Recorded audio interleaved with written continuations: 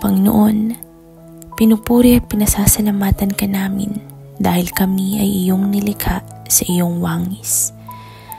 Salamat Panginoon because we are fearfully and wonderfully made.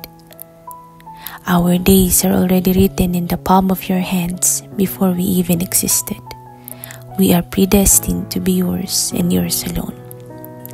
Ito po ang totoong pagkatao namin at hinihiling ko po sa inyo na sa mga makakarinig ng panalangin na ito, buksan mo po ang kanilang puso't isipan at nang malaman nila ang katotohanan kung sino sila sa iyong paningin, na sila ay iyo, sila ay mahal mo, at ang kanilang tunay na pagkatao ay nakabase sa iyong salita at hindi sa salita ng tao o ng mundo. In Jesus' name we pray. Amen.